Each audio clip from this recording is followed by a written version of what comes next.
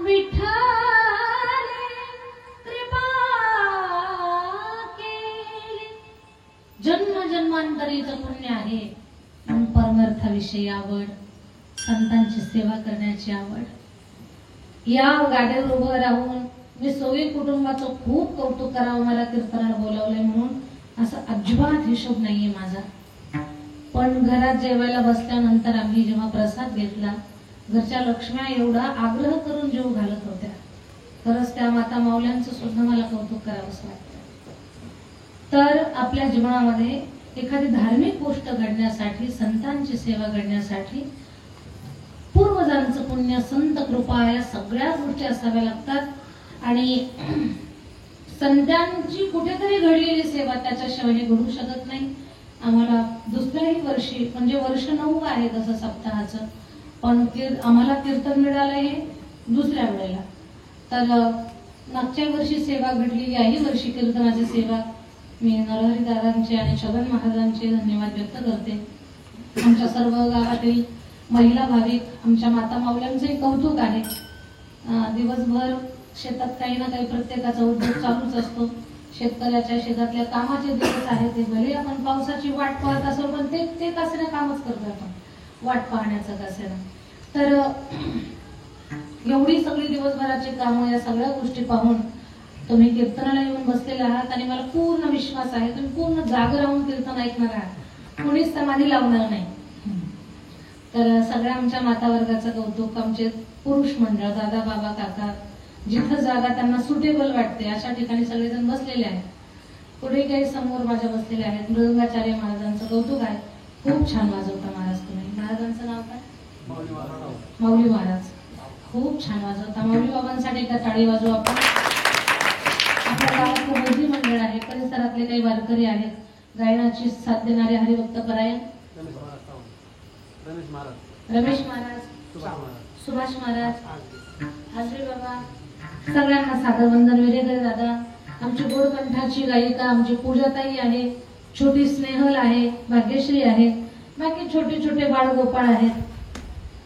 खरं तर जास्तीचे आणायचे होते, पण गाडीत खूप गर्दी झाली असते आणि गर्दीत त्यांनी खिडकीच्या बाहेर उलटी करायची, कदाचित आमच्या कामात म्हणून मी जास्ती घेऊन नाही आले. त्यांना जसं व्यवस्थित बसता येईल एवढ्याच हिशोबात मी घेऊन आले. पण खूप गुणवान आहे ते, खूप छान पाऊल खेळतात. वय लहान आहे, छान गुणवान आहे, टाळ छान वाजवतात, पाऊल छान खेळतात, गाण्याचा प्रयत्न करतात. छान अशी साऊंड सिस्टीम आहे. साऊंड दादाचं पण कौतुक आहे. छोटी ताई पखवाज वाजवते, आपण अर्ध्यातून छोट्या आमच्या साक्षीताईला पखवाज वाजवायला लावू. आणखी सर्व हरिभक्त परायण मंडळी, गावातील ज्येष्ठ श्रेष्ठ मंडळी, थोर मंडळी, वयानं ज्येष्ठ असणारी माणसं, सगळ्यांच्या चरणावरती कोटी कोटी वंदन. आमच्या माता वर्गांना कोटी कोटी वंदन. इथे कोणी कथाकार, कीर्तनकार, प्रवचनकार, परिसरातून पंचकृषीतून आलेले भाविक जन, सगळ्यांना सादर वंदन. आणि आपण चिंतनाला आरंभ करू. विठ्ठल विठ्ठल.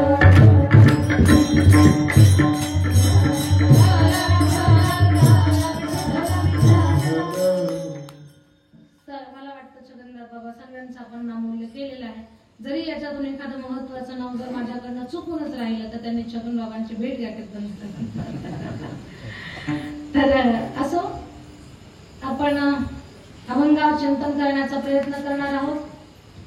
फार पुण्यवान माई माऊली स्वर्गीय गयाबाई तात्याबा सोगे या मातृशक्तीचं थोर पुण्य आहे की या माऊलीच्या आठवणीमध्ये 9 वर्षापासून भागवत कथा चालू आहे.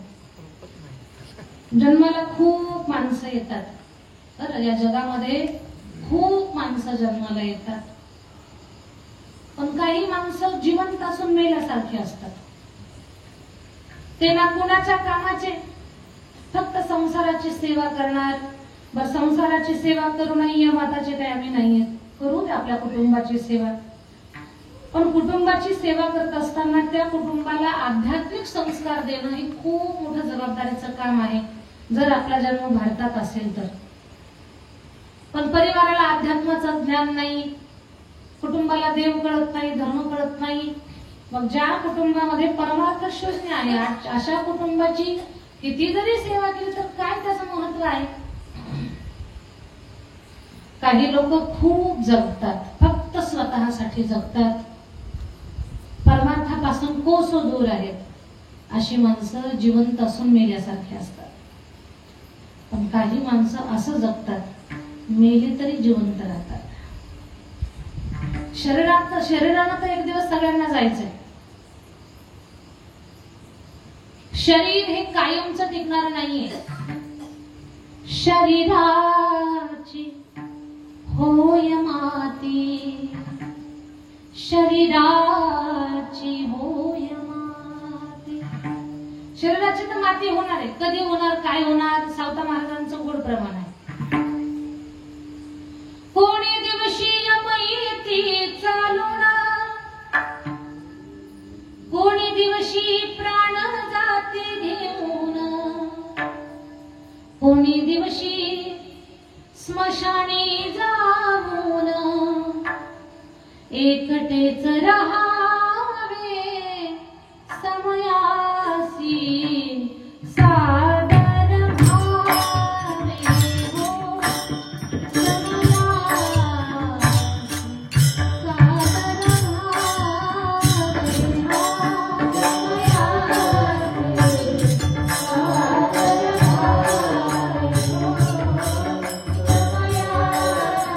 सादर भावे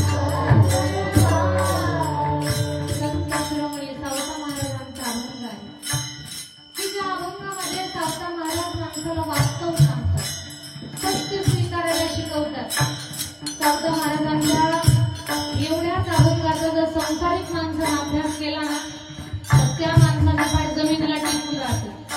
तर माणूस हवेत चालणार नाही. का बरं? कोणी दिवशी बैसोनी हत्तीवर, कोणी दिवशी पालखी सुभेदार,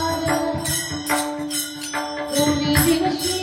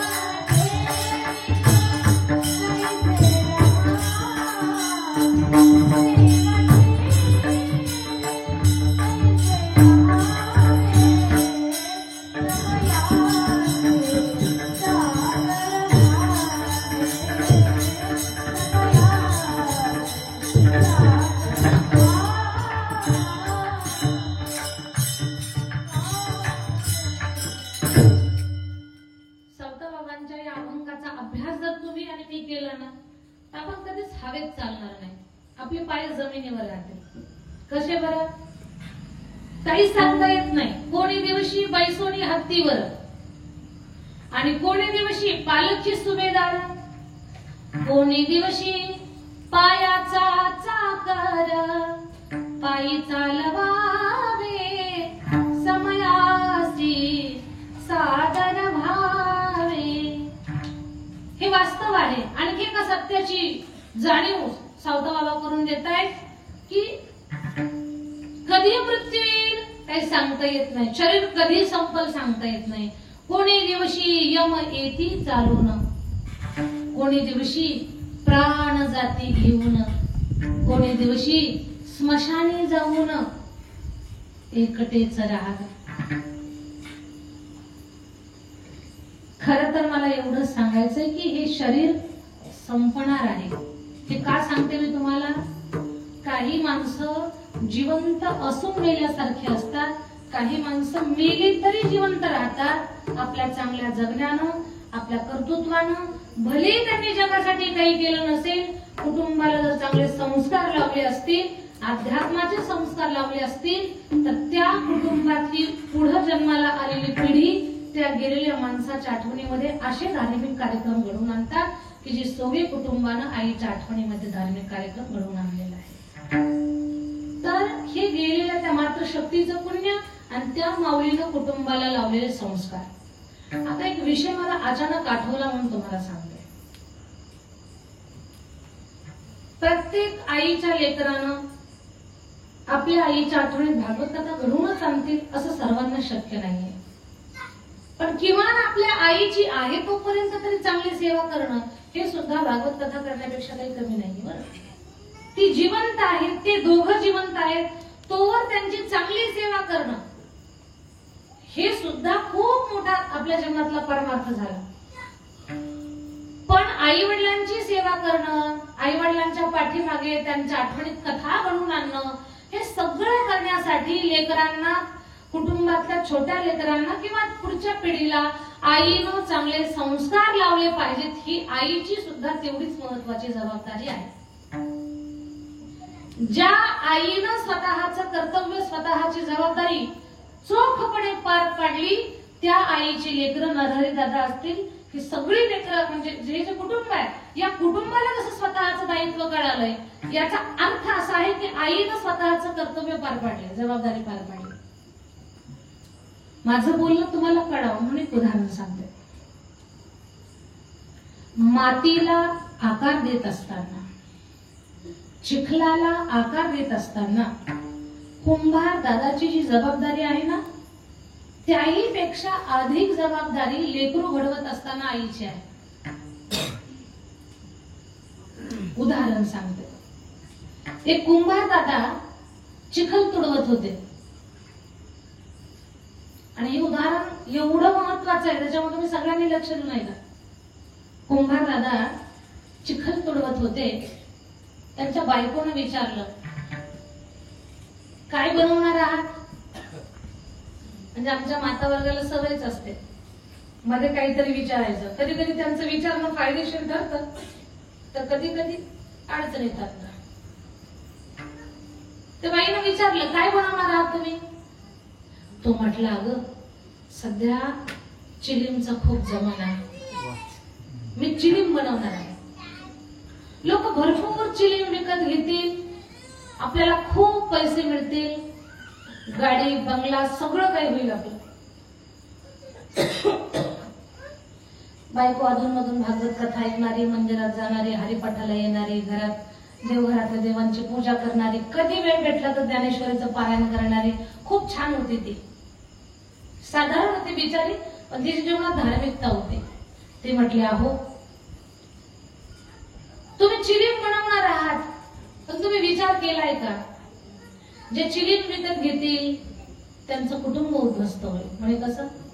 चिलीम ओढणाऱ्याचं आरोग्य खराब होईल, शरीर संपलं, कुटुंब उद्ध्वस्त होईल, लेकरा बाळांचा तळतळाट, कुटुंबाचा तळतळाट, शिव्या शाप त्या माता माऊल्यांच्या आपल्याला लागतील. पैसे तर भेटतील पण पैशासोबत लोकांचा शाप सुद्धा आपल्याला मिळेल. तो म्हटला, मग काय करू? ते म्हटले, अहो पैसेच कमवायचेत ना, येणारे दिवस उन्हाळ्याचे आहेत, तुम्ही डेअरी बनवा, लोक भरपूर डेअरी विकत घेतील, डेऱ्यामध्ये थंड पाणी ठेवतील, पोटभर पाणी पितील, पोट शांत होईल, आरोग्य चांगलं राहील, आपल्याला आशीर्वाद मिळेल, पैसे सुद्धा मिळतील. त्याचा विचारच बदलला. त्याला चिलीम बनवायची होती, त्याला डेरा बनवायला लागला. त्याला चिलीम कॅन्सलच केली बनवायची, त्याला डेरा बनवायला लागला. मातीला डेऱ्याचा आकार देताना मातीतून आवाज आला. माती बोलली, कुंभार दादा काय बनवणार आहात? कुंभार दादा बोलला, मातीताई मी डेरा बनवणार आहे. दादा तू तर चिलीम बनवणार होता ना, आता का बरं डेरा बनवणार? कुंभार दादा बोलला, मातीताई माझा विचार बदलला, माझा विचार बदललाय. माती बोलली, दादा तुझा विचार बदलला पण माझं तर जीवनच बदललं. तू जर मला चिलीम बनवलं असतं तर लोकांनी माझ्यात विस्तव भरला असता, ज्यानं मला उठायला लावलं असतं त्याचं जीवन बर्बाद झालं असतं, संसार उघड्यावर आला असता, कुटुंब उद्ध्वस्त झालं असतं, मला खूप शिव्या शाप मिळाले असते, माझ्यासोबत तुला सुद्धा मिळाले असते. पण तू आता डेरा बनवणार आहेस, लोक माझ्यात थंड पाणी ठेवतील, जे पाणी पितील त्यांचं पोट शांत होईल, आरोग्य चांगलं राहील, मलाही आशीर्वाद मिळेल आणि तुला सुद्धा आशीर्वाद मिळेल. मातीला आकार देताना मातीपासून बनवणारी वस्तू आपण समाजाच्या हिताची बनवतो का समाजाच्या घाताची बनवतो? जेवढं मातीच्या वस्तू बनवत असताना तो विचार जास्त महत्वाचा आहे. एक मातीला आकार देत असताना किती विचारपूर्वक ती गोष्ट करावी लागते. मग समाजाचा घटक एक माणूस समाजाला देत असताना, ते लेकरू घडवत असताना आईला सुद्धा किती विचारपूर्वक त्याची जबाबदारी पार पाडावी लागत असते. मातीला आकार देताना कुंभार दादाची जी जबाबदारी आहे त्याही पेक्षा अधिक जबाबदारी आईची आहे. पण ज्या आईनं स्वतःची जबाबदारी पार पाडली चोखपणे, त्याच आईचे लेकरं या धर्म मंडपात, धार्मिक क्षेत्रात आपल्याला पाहायला मिळतात. ज्या आईला जबाबदारी स्वतःची पार पाडता आली नाही, माफ करा मला, ती लेकरं या मंडपात दिसू शकत नाही. भागवत कथा आयोजित करणं तर दूरच राहिलं, पण कथा ऐकायला सुद्धा येऊ शकत नाही. खरं तर स्वर्गीय गयाळींचं सुद्धा खूप मोठं पुण्य आणि त्यांनी आपल्या कुटुंबाला लावलेले संस्कार, की ज्या संस्कारातून आज सगळी भावंड एकत्र येऊन आईच्या स्मृतीमध्ये हा भव्य कथासत्र सोहळा मागच्या 9 वर्षापासून घडवून आणतायत. तर हा त्यांच्या संस्काराचा, त्यांच्या पुण्याईचा हा विशेष असा भाग आहे. त्यांच्या घरामध्ये कोणाला तरी संतांची सेवा विशेष घडलेली आहे, त्याचं हे फळ आहे. आणि मग या कथेच्या माध्यमातून सुद्धा आई वडिलांच्या पुण्याईनं, या परिवाराला धार्मिक संस्कार असल्या कारणानं कथेच्या माध्यमातून, सप्ताहाच्या माध्यमातून संत घराला येणं, वारकरी घराला येणं, त्यांची सेवा घडणं, कथेची सेवा घडणं, असे खूप मोठे पुण्याचे भाग यांच्या जीवनामध्ये घडतात. आणि मग आजचाच हा संत सेवेचा हा महत्वाचा मुद्दा, महत्वाचा विषय या अभंगाच्या माध्यमातून मी तुमच्यासमोर मांडणार आहे.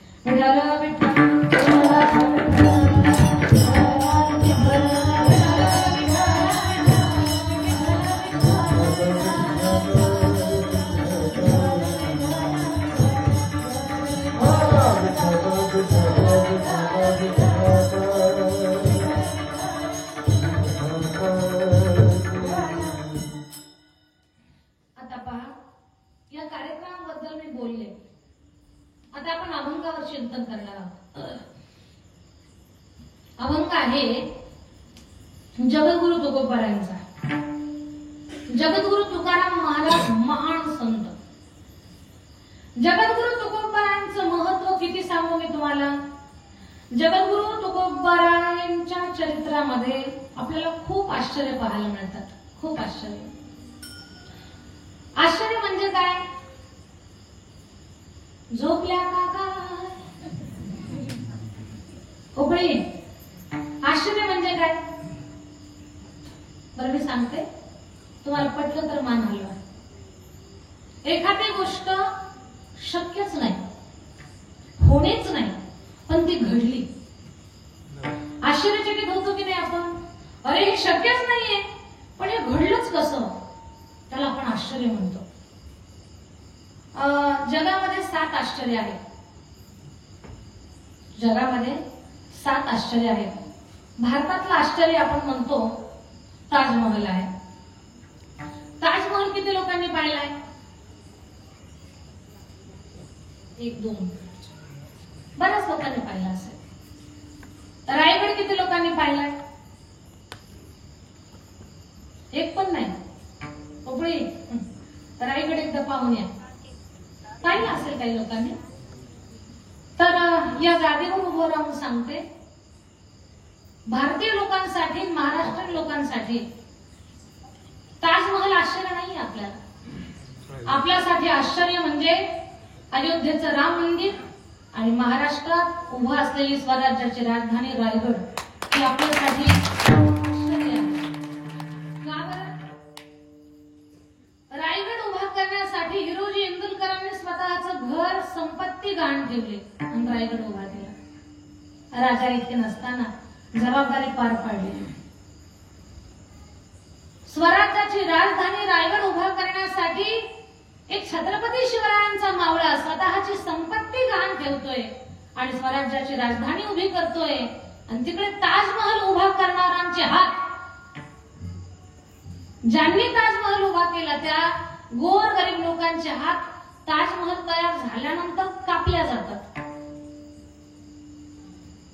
काय महत्व आहे त्या गोष्टीचं की जिथे पोटासाठी ज्यांचे हात कष्ट करतात ते हातच कापल्या जात आहेत, त्या ताजमहलला एवढं महत्व नाही आपल्या नजरेमध्ये. आपल्यासाठी तर अयोध्येचं राम मंदिर, महाराष्ट्राच्या भूमीत उभं असणारी स्वराज्याची राजधानी रायगड हेच आपल्या जीवनातले खरे आश्चर्य आहेत. हे आपल्यासाठी आश्चर्य आहे. जगामध्ये 7 आश्चर्य आहेत. आश्चर्याची व्याख्या अशी आहे की एखादी गोष्ट होणेच नाही पण ती घडली, आपण आश्चर्यचकित होतो. अशा आश्चर्यकारक अनेक घटना तुकोबारांच्या चरित्रात आपल्याला पाहायला मिळतात. याचा अर्थ तुकोबारांचं चरित्र आश्चर्यानं भरलेलं आहे. खूप आश्चर्य आहेत महाराजांच्या चरित्रामध्ये. त्यातल्या थोडक्या आश्चर्यांचं चिंतन करू. सगळ्यात पहिला मुद्दा, महाराजांचा ग्रंथ पाण्यावरती तरला तेव्हा महाराजांनी लिहिलेले अभंग पुसले नाही, पाण्यात बुडले पण नाही. हे शक्य आहे का? एखादा काहीतरी कागद लिहून मी तुमच्याकडे दिला, त्याचा गोळा केला आणि सांगितलं पाण्यात टाका, तर मी पाण्यात टाकला, हौदामध्ये टाकला आणि विशेष म्हणजे दगड बांधून सोडला पाण्यात. 13 तासानंतर मी तुम्हाला म्हटले तो कागद मला जशाच तसा द्या, जमल काय आपल्याला? नाही जमणार. 13 तासानंतर तो कागद आपल्याला जशाच तसा देता येणार नाही. पण 13 दिवसानंतर महाराजांचे ग्रंथ जशाच तसे मिळाले. आश्चर्य आहे की नाही? हे आश्चर्य आहे. जळी दगडा सहित वह्या तारिल्या जैशाला. तुकोबारांचा गाथा साधारण ग्रंथ नाहीये, तो 5वा वेद आहे. 5वा वेद. वेद भगवंताच्या श्वासातून निर्माण झालेले आहेत. वेद निर्माण करणं ही साधारण गोष्ट नाहीये, पण ती महाराजांनी तयार केला. 5वा वेद शक्यच नाही, पण ते शक्य केलं. त्यांना तुकोबाराय म्हणतात. 5वा वेद ज्यांनी निर्माण केला. माझं बोलणं जास्त किचकट होऊ देत नाही, मी तुम्हाला सोपं करून सांगण्याचा प्रयत्न करते. संत चरित्र कथा करताना अंतःकरणात एक विचार आला. तुकाराम महाराजांना घेण्यासाठी विमान आलं. महाराज विमानात बसून वैकुंठाला गेले. आता कुठे तुम्हाला आम्हाला घेण्यासाठी विमान? मनात भाव जागा झाला. पुन्हा त्या अंतःकरणातल्या विचाराला अंतःकरणानंच उत्तर दिलं. अरे म्हणे, महाराज एका विमानात बसून गेले, पण महाराजांनी एक विमान तुमच्या माझ्यासाठी इथंच ठेवलंय. फक्त त्या विमानात बसणारा पाहिजे. कोणतं विमान ठेवलंय? 4000+ अभंगाचा गाथा. हे तुमच्या माझ्यासाठी विमानच आहे, फक्त त्याच्यात बसणारा पाहिजे. आपण त्या गाठ्यात बसायला, त्या विमानात बसायला तयार नाही. त्याच्यात जो बसल ते विमान थेट आपल्याला वैकुंठाच्या वाटेवर घेऊन जाईल. हे आश्चर्य जगद्गुरु तुकोबारांच्या चरित्रातलं. महाराजांच्या चरित्रातलं आणखी सुंदर आश्चर्य सांगते.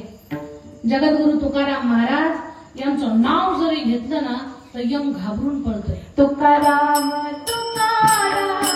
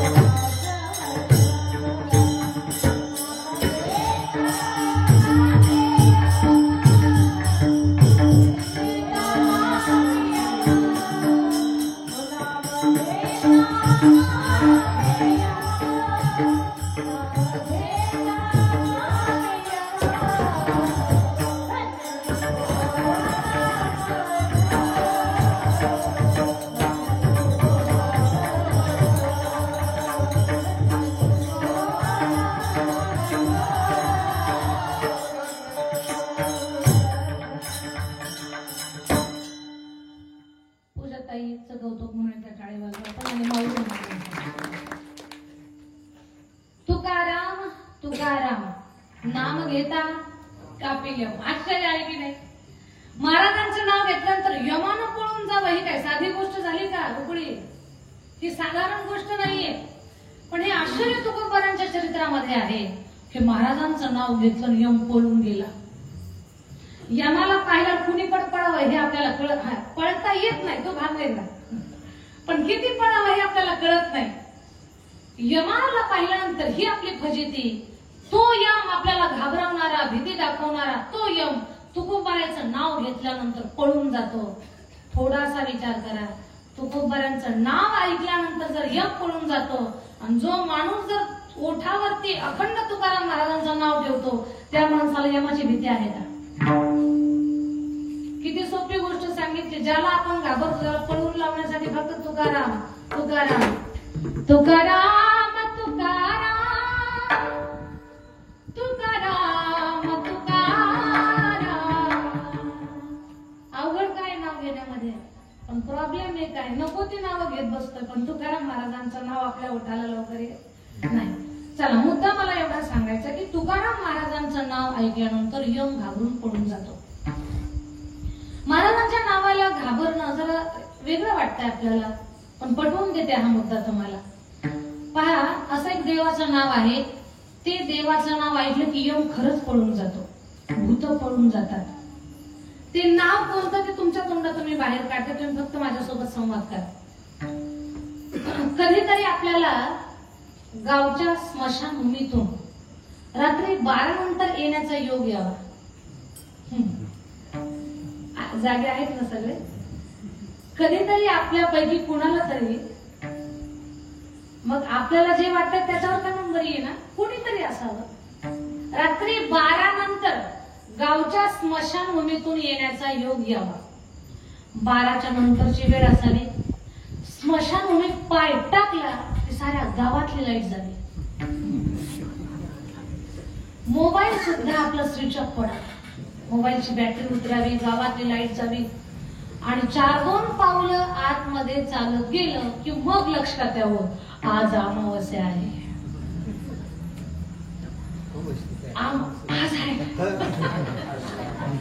आज अमावस्या आहे लक्षात यावं.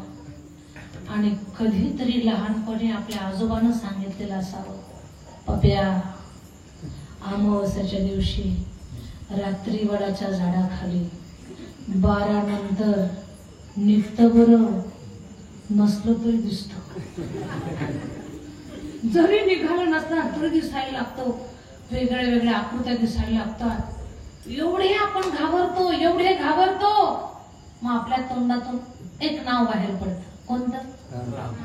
राम. कसं बोलले बरं आता? राम राम राम राम. तिथे काही कीर्तनकार नसतात भजन मला म्हणायला, तरी पण तिथं आपोआप आपल्या तोंडातून नाव येतं का? लहानपणी आपल्याला लहानपणापासून शिकवलंय की रामाच्या नाव घेतलं की भूत पळून जातात. रामाच्या नावानं कोण पळतं? भूत पळतात. पळे भूत बाधा भेणे देते. हरी उच्चारणी मंत्र हा अगाध, पळे भूत बाधा भेणे देते. भूत पळून जातात रामाच्या नावानं. आता हा एक पुरावा झाला. दुसरा एक पुरावा देते. गोस्वामी संत तुलसीदासजी शौचाला जायचे आणि वापस येताना डब्यात उरलेलं पाणी एका झाडाच्या बुडाला टाकायचे. एक दिवस नाही छगन बाबा, 12 वर्ष हा त्यांचा नियम होता.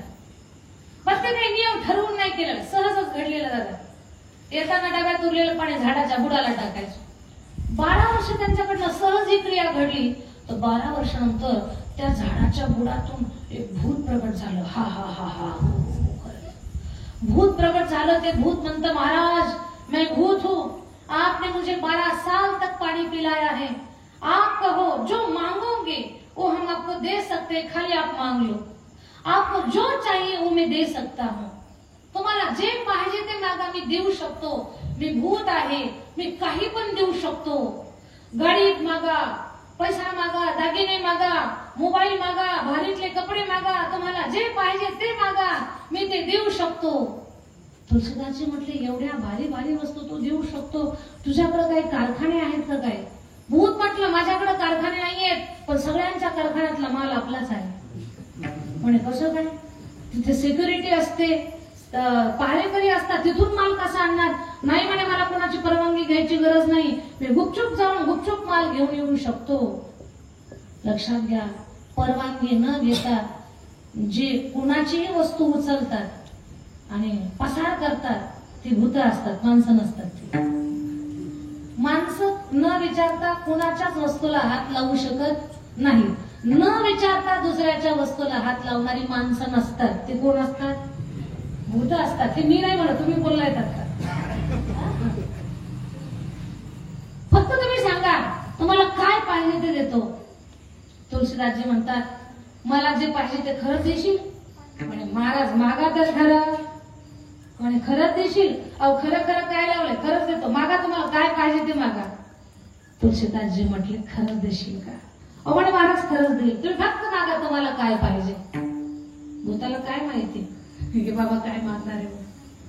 तुलसीदासजी म्हटले, हे भूता, हे पिशाचा, तू द्यायचंच नाही तुला मला तर एकच दे, मला राम भेट घालून दे. राम म्हटलं की भूतच गायब. थांबलंच नाही, धूम पळाला, अदृश्य झालं. अर्ध्या तासानं भूत भेटलो, घामाघूम झालं होतं भूत. भूत म्हटलं, हात जोडतो महाराज, तुम्हाला जे पाहिजे ते मिळेल, फक्त नाव घेऊ नका. तुम्हाला जे पाहिजे ना ते मिळेल, फक्त नाव घेऊ नका. याचा अर्थ काय? राम नामाला भूत घाबरतात. जिथं रामाचं नाव आहे, जिथं भजन आहे, तिथं भूत थांबू शकत नाही. जिथे भजन आहे, जिथे कीर्तन आहे, तिथे भूत थांबू शकत नाही. जेवढी माणसं आहेत, गावा नका गावो तया गावा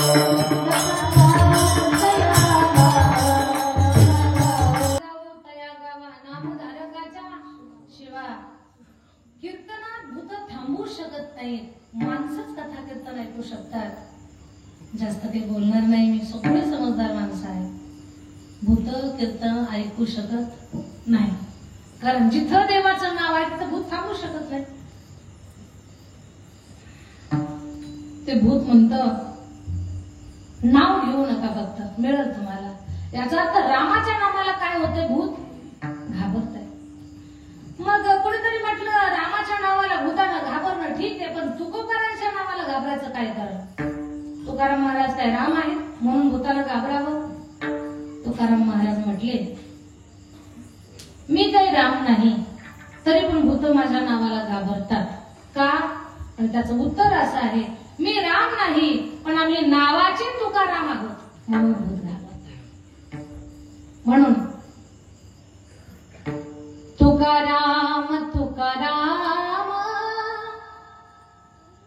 नाम घेता कापेयम, नाम घेता कापेयम, धन्य तुकोबा समर्थ, धन्य तुकोबा समर्थ. तुकाराम तुकाराम नाम घेता कापेयोम. पहाना, यमानं घाबरावं हे आश्चर्य तुकोबारायांच्या नावामध्ये. असे अगदी खूप आश्चर्यानं त्यांचं चरित्र भरलेलं आहे. असे तुकोबार आहे. त्यांना कुणीतरी विचारलं, महाराज एवढे आश्चर्य तुमच्या चरित्रामध्ये, हे कसं काय शक्य आहे? कोणता देव तुम्हाला प्रसन्न झाला? तुकोबाराय म्हटले, देव प्रसन्न झाला का न झाला हा भाग वेगळा, पण आमचं जीवन जर एवढं आश्चर्य भरलेलं तुम्हाला पाहायला मिळतं, त्याला एकच कारण आहे, संतांची कृपा, संतांची संगती. त्या संगतीचा हा प्रभाव. काय सांगावं त्या संतांच्या संगतीच्या प्रभावाचं? काय सांगू आता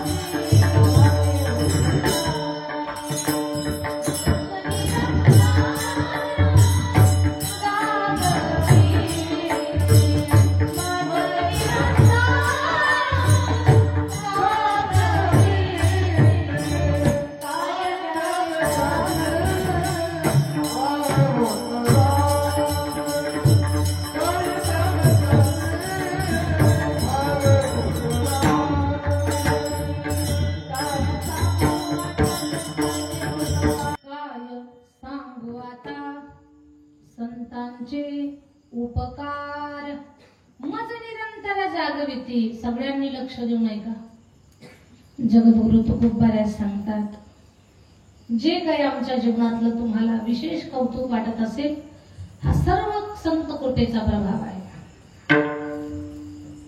संतांचा एक उपकार नाही, अनेक उपकार आमच्यावरती आहेत की ते सांगण्यासाठी आमच्याकडे शब्द नाहीयेत. काय सांगू आता संतांचे उपकार. मज निरंतर जागविती. संत आम्हाला जागवण्याचं काम करतात. संत कृपेनं आमच्या जीवनाला एक विशेष वळण, विशेष महत्व, आमच्या जीवनात विशेष क्रांती संत कृपेने घडवून आलेली आहे. अशी घडलेली क्रांती ती सांगण्यासाठी आमच्याकडे शब्द नाहीयेत. काय सांगू आता संतांचे उपकार. आमच्या जीवनामध्ये ईश्वररूपी अलभ्य लाभ प्राप्त जो झाला तो संतांचाच उपकार आहे. याच्यावर तुम्हाला एक उदाहरण सांगते आणि या मुद्द्याला तुम्हाला थोडस पटवून देते. लक्ष देऊ नाही का. धनपाल नावाचे एक श्रीमंत व्यक्ती होते, पण ते लग्न करत नव्हते. का बरं? आणि संसारामध्ये पत्नी, जर ते धनवान आहेत म्हणून धनाची उधळपट्टी करणारी पत्नी असेल तर तशी भेटली तर संसार सगळं धन वायाला घालेल ती, म्हणून लग्न करत नव्हते असा काही भाग नव्हता. ते धनवान होते, आर्थिक बाजू लौकिक बाजूने धनवान होते, पण परमार्थात सुद्धा ते खूप मोठे धनवान होते. म्हणजे एवढे धार्मिक होते, ते विचार करायचे मी धार्मिक माणूस आहे, माझ्या प्रपंचात जर पत्नी धर्मविरोधी आली तर माझं जीवन नरक बनल. माझ्या उलट विचाराची पत्नी जर माझ्या संसारात आली तर माझ्या संसाराचं वाटोळ होऊन जाईल, जीवन सुखात राहणार नाही, सारखा अस्वस्थ, सारखा बेचैन, सारखा मी दुःखी राहील. म्हणून माझ्या विचाराचीच पत्नी घरात आली पाहिजे. मी जर देवपूजा करायला बसलो तर तिनं पाणी आणून द्यावं, मी देवाला स्नान घालू लागलो तर तिनं चंदन उगाडावं, मी जर देवाला तिलक करू लागलो तर तिनं फुलांचा हार बनवावा, मी देवाला हार अर्पण करू लागलो तर तिनं नैवेद्याचं ताट घेऊन यावं. अशी सुंदर विचाराची पत्नी मला माझ्या कुटुंबात पाहिजे. अलीकडे आपण मुला मुलींचे लग्न जुळवताना डिग्री जुळवण्याचा कसा प्रयत्न करतो. डिग्री जुळवण्याला आमचा अजिबात काही विरोध नाहीये, पण डिग्री जुळवणं जेवढं महत्वाचं आहे ना, तेवढं मुला मुलींचे संस्कार जुळतात का नाही हे थोडस जास्त लक्षात घेतलं पाहिजे आपण. धनपालजी विचार करत होते की माझ्या कुटुंबात मला जी पत्नी मिळणार आहे तर ती धार्मिक पाहिजे. धनपालजीचे मित्र पळत आले, धनपाल धनपाल. म्हणजे काय?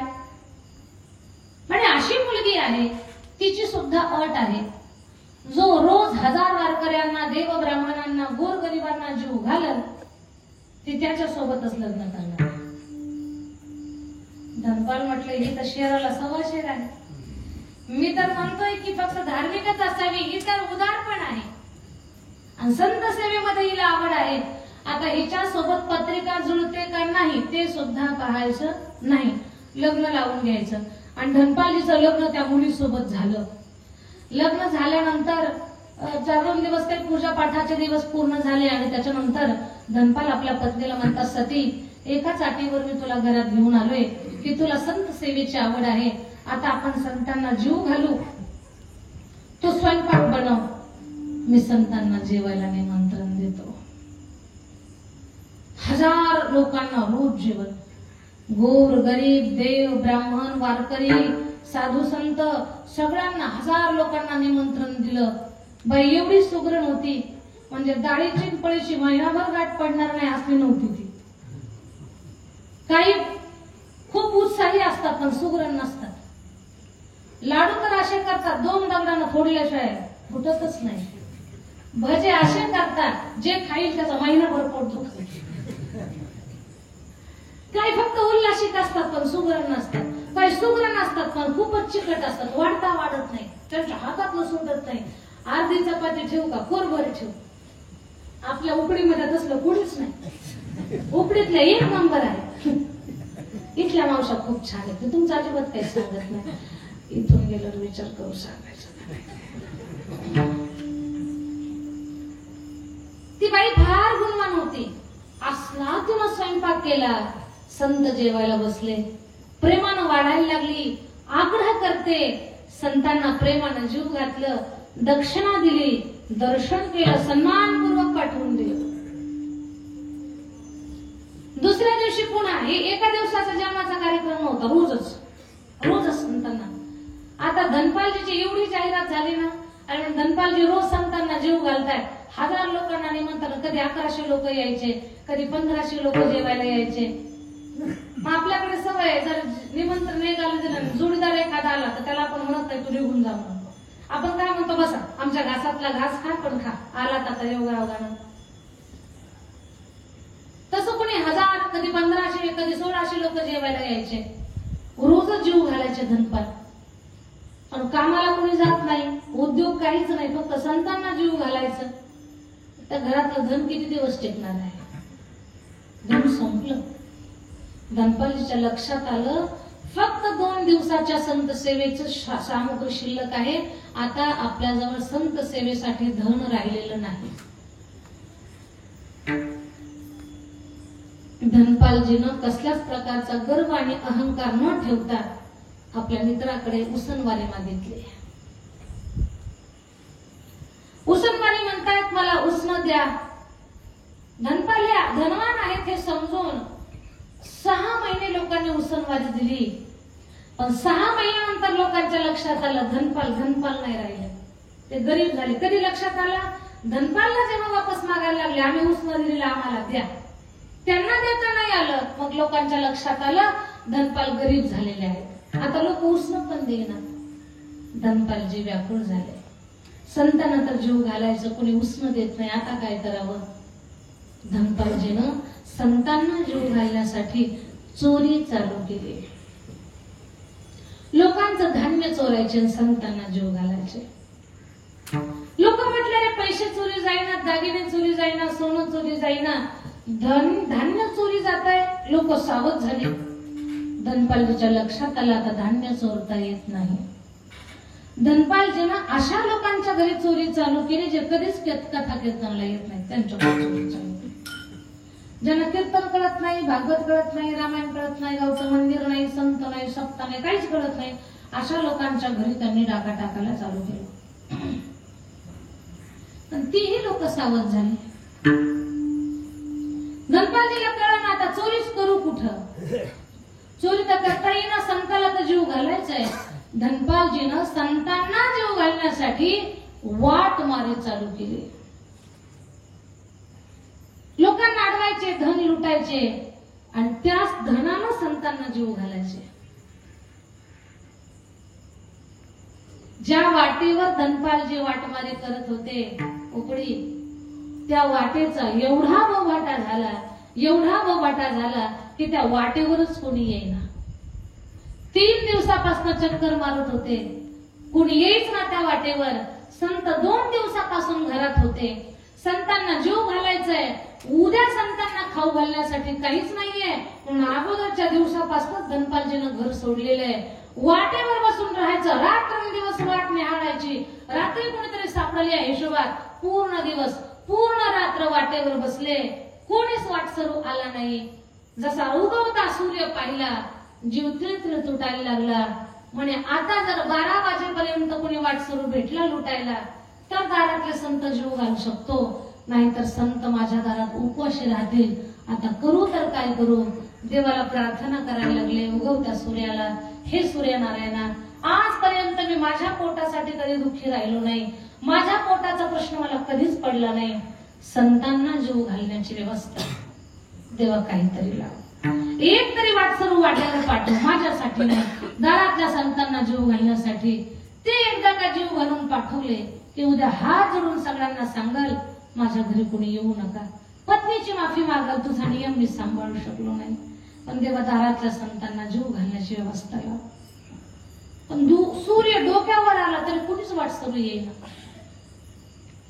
धनपालजी म्हटले रिकामा तोंड घेऊन वापस गेलो आणि संताच्या पोटातली भूक पाहिली तर आतापर्यंत केलेलं पुण्य वाया जाईल. आता वापस जाणार नाही. आता इथंच आयुष्याची यात्रा संपवणार. धनपालजीनं जंगलातली लाकडं जमा केली, चिता पेटवली, देवाला प्रार्थना केली. हे नारायणा, आता जर 3 प्रदक्षिणा मारेपर्यंत कोणी आलं तर हा धनपाल जिवंत राहिला, नाहीतर धनपाल गेला म्हणून समज. श्री अनंता मधुसूदना पद्मनाभा नारायणा जगद्व्यापका जनार्दना आनंद घना विनाशा सकल देवाधिदेवा कृपाळवाजी केशवा महानंदा महानुभवा सदा शिवा सहज रूपा. 8 हाक दिली आणि पहिली प्रदक्षिणा चालू केली. पहिली प्रदक्षिणा त्या चितेला जशी चालू केली, विटेवरच्या मालकानं विटेवरनं उडीच मारली आणि विटेवरचा मालक शृंगारगृहात गेला. एवढं सोनं अंगावरती घातलं, सोन्या नाण्यानं देव मढून म्हातारं रूप धारण करून निघाला. रुक्माई आई साहेबांनी अडवलं, रुक जाओ, कहां जा रहे हो? तुम्ही नाही का कधी कडक टोपी, इस्त्रीचा शर्ट, अगदी फ्रेश धोतर, खांद्यावर पंचा, डोळ्याला चष्मा, कपाळाला टिळा, मिशांना अत्तर असं लावून, कधी कधी मोत्यांची माळ घालून, हातात अंगठी घालून असं तुम्ही घरातून न सांगता बाहेर पडता, मग तुमची लक्ष्मी सुद्धा तुम्हाला विचारते, काय बघायचा वा, कुठं निघाला? एवढं तरी विचारते, कुठे चालला तेवढा मेकअप करून? तसं रुक्माईनं विचारलं, देवा कुठे निघालात? रुक्माई, माझ्या विशेष भक्ताला भेटायला चाललोय. वाटलंच मला एवढं सोनं अंगावर घातल्यावर, मला पण यायचंय. नको नको, काहीतरी गडबड करशील तिकडे येऊन, तू नको येऊ. काही गडबड करत नाही, पण मला येऊ द्या. ठीक आहे रुक्माई. अंगावर एवढं सोनं घाला की लग्नात घातलं नाही तेवढं सोनं घाला. रुक्माई सुद्धा एवढं सोनं अंगावर चढवलं आणि दोघं जण हातावर रूप धारण करून धनपालची ज्या वाटेवर चिता पेटवली होती ना, त्या वाटेवर निघाले. धनपालची चितेवर उडी मारणार, आवाज आला, छुम छुम छुम. धनपालचे कान टवकारले, अरे छुम छुम आवाज यायला लागला, कुणीतरी आलंय वाटतं. मान वळून पाहिली तर लख प्रकाश पडला. सहस्रदीपे दीपकैची प्रकाशली प्रभा, उजळल्या 10 दिशा गगना, आली से शोभा. लख प्रकाश पडला. धनपालजीनं वळून पाहिलं, डोळे चोळायला लागले. म्हातारी जोडी सोन्यानं मढलेली, एवढं सोनं, एवढं सोनं, एवढं सोनं. धनपालजी म्हटले, भगवान तू देता है तो छप्पर फाड़ के देता है. देवा तू द्यायला लागला ना, छप्पर फाडून देतो. अरे एका दिवसाची सेवा मागितली, तू तर 10 वर्ष सेवा करण्याची संधी दिली. अरे म्हातारे जर लुटले ना तर 10 वर्ष संतांना सेवेत धन कमी पडणार नाही बघे. धनपालजी पळत आले. शेठजी जय श्रीकृष्ण. शेठजीच्या रूपातले देव म्हणतात, शांत बस, श्रीकृष्ण म्हणू नको, देवाचं माझं जमत नाही. देवच म्हणतोय, देवाचं माझं जमत नाही. हा ठीक आहे शेठजी, नका म्हणू श्रीकृष्ण, काय सेवा करू? अरे या जंगलात कोणीतरी धनपाल नावाचा डाकू आहे. त्याची नजर चुकून जर तू आम्हाला पलीकडच्या गावात सोडलं तर तुला 5 सोन्याच्या मोहरा देतो. हा ठीक आहे शेठजी, तो धनपाल डाकू मला माहितीये, फक्त माझ्या मागे मागे या. माहिती नाही देवाला धनपाल कोण आहे म्हणून, पण काय देवाची लीला, भगवान म्हणतात आम्हाला घेऊन चाल. धनपाल पुढे, धनपाल म्हणतात चला माझ्या मागे, तुम्हाला बरोबर सोडतो मी नेऊन. भगवान पाठीमागे फिर जंगलात धनपाल घेऊन गेले. आरडले तरी कुणाला आवाज जाऊ नये अशा जागी घेऊन गेले. डोक्याचं पागोट काढलं, हाताच्या बाया मागे सारल्या आणि असं मिशीवर बोट फिरवत धनपाल म्हणतात, शेठजी या देहाला धनपाल म्हणतात. देव एवढे घाबरले, तत मामा करायला लागले. तू धनपाल? हो म्हणे मी धनपाल आहे. आता देव एवढे घाबरले, रुक्माई हसायला लागल्या. रुक्माई वनात म्हणतात, मोठे मोठे राक्षस समोर उभे राहिले तेव्हा नाही एवढे घाबरले. आणि हा धनपाल पाहून काय घाबरायचं नाटक करताय. देवानं कोपरा मारला, रुक्माई तू पण नाटक कर. रुक्माई पण नाटक करायला लागल्या घाबरल्याचं.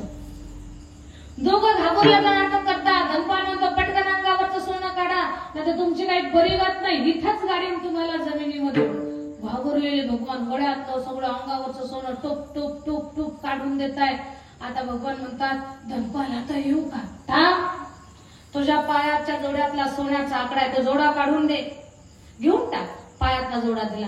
आता येऊ का? थांब, हातातली छडी दे, त्याला सोन्याची घुंगरं आहे. छडीला घुंगरं लावायची काही गरज होती का याला? दे ती छडी, घेऊन टाकली. आता येऊ का? थांब, तुझ्या डोळ्याला चष्मा आहे, त्याला सोन्याची दांडी आहे, दे काढून. दिला. धनपाल आता येऊ का? थांब, तुझ्या बोटात अंगठी आहे ती काढून दे. धनपाल ती लहानपणीच फसलेली, निघत नाही. थांब थांब मी काढतो. ओढली, निघच ना. धनपाल म्हटले, हे पहा, एकदा जरी श्रीकृष्ण बोलला असताना तर एवढी अंगठी सोडली असते, पण तू एकदा सुद्धा श्रीकृष्ण बोलला नाही, त्याच्यामुळे अंगठी सोडायची काही माझी इच्छाच नाही. आणि या अंगठीमध्ये कमीत कमी संतांचं 2 दिवसाचं जेवण होईल. अंगठी तर सोडायची नाही, घ्यायचीच आहे. आता कशी घेऊ?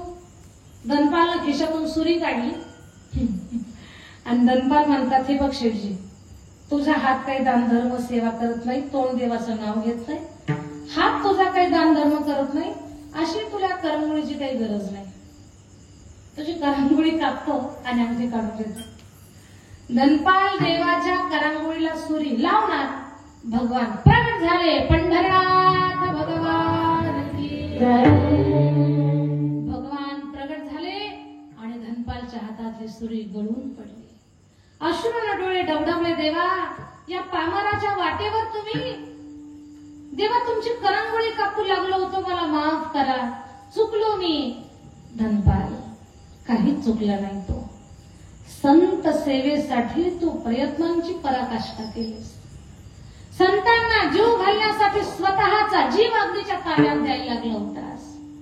संत सेवेसाठी 3 दिवसापासून तू उपवासी आहेस. संतांना जीव घालण्याची एवढी वर्षापासून सेवा करतोय. अरे जी लोक कधीच कथा कीर्तनाला येत नाही त्यांचंही धन चोरून त्या पाप्यांच्या खात्यात तो पुण्य जमा केलेला आहे. चोरलं तू लोकांचं धन, लुटलं तू लोकांना, पण स्वतःची प्रॉपर्टी नाही वाढवली, संतांची सेवा केलीस. धनपाल तुझ्यावर मी खूप खुश आहे. धनपाल, धनपाल तू म्हणतोयस की 10 वर्ष पुरेल एवढं धन आहे. धनपाल मी सांगतो तुला, तू जोपर्यंत जिवंत आहेस तोपर्यंत संतांची सेवा करण्यासाठी तुला हे धन उपयोगी पडेल. तोपर्यंत तुला धन फायदेशीर पडेल. हे धन जोपर्यंत आहे तोपर्यंत तुला कुणाच्या वस्तूला, कुणाची चोरी करण्याची गरज पडणार नाही संतांची सेवा करण्यासाठी. भगवान म्हटले, येऊ का आता धनपाल? धनपाल म्हटले, देवा माझ्या पत्नीला दर्शन न देता जाणार का तुम्ही? जिच्यामुळे मला संत सेवा करण्याची सवय लागली तिला दर्शन न देता जाणार? भगवान आणि रुक्माई मासाहेब छोटं छोटं बालरूप घेतलं, धनपालच्या खांद्यावर बसले आणि त्याच्या घरी आले. त्याच्या बायकोला दर्शन दिलं आणि भगवान अदृश्य झाले. भगवंतानं धनपालला एवढं दिलं त्याच्या तिजोरीतलं पुन्हा कधी संपलं नाही. संत सेवा करतच राहिला. त्याच्यातून शिकायचं, जी लोक स्वतःच्या प्रपंचातलं थोडंसं धन संत सेवेमध्ये धर्म कार्यात खर्च करतात ना, त्यांच्या तिजोरीतलं धन कधीच संपत नसतं, कधीच संपत नाही. आता मला सांगा, संत सेवेमध्ये स्वतःला वाहून घेतलेला धनपाल संताची परीक्षा न घेता ते किती महान आहेत किती लहान आहेत याचा अभ्यास न करता फक्त संत सेवा करत राहिला धनपाल, तर देव स्वतःहून त्याच्या वाटेवरती येऊन उभा राहिला, बायको सहित त्याला दर्शन देऊन त्याचं जीवन भगवंतानं कल्याण केलं, उद्धार केला त्याचा. आता मला सांगा, संतांच्या सेवेनं एवढं मोठं वैभव जर आपल्या जीवनात प्राप्त होत असेल तर त्या संतांचं काय आपण वर्णन करावं. म्हणून काय सांगू आता संतांचे उपकार, मज निरंतर जागविती विठ्ठल विठ्ठल.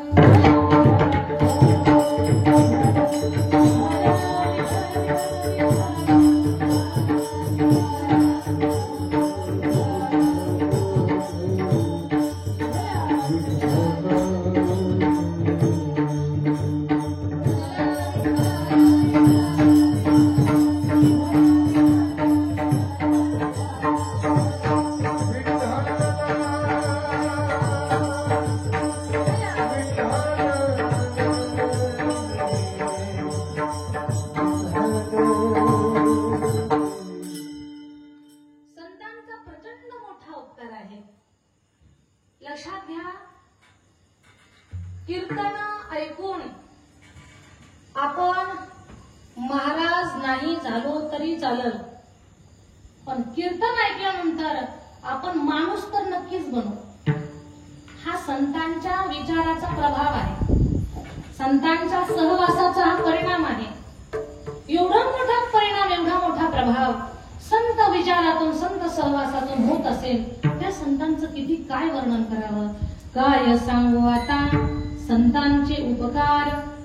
लक्षात घ्या, संत वारंवार वारंवार वारंवार आपल्याला चांगलं शिकवतात, चांगलं सांगतात.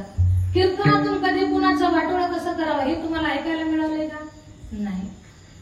कीर्तनातून कथेतून नेहमी जगाचं भलं कसं होईल, आपलं कल्याण कसं होईल, आपल्या सहित इतरांचं कसं कल्याण होईल, याच विचारांचा वसा आणि तुम्हाला दान दिला जातं कीर्तनाच्या माध्यमातून. याचा अर्थ संत आपल्याला वारंवार जागवण्याचा प्रयत्न करतात. उठा जागे भाले आता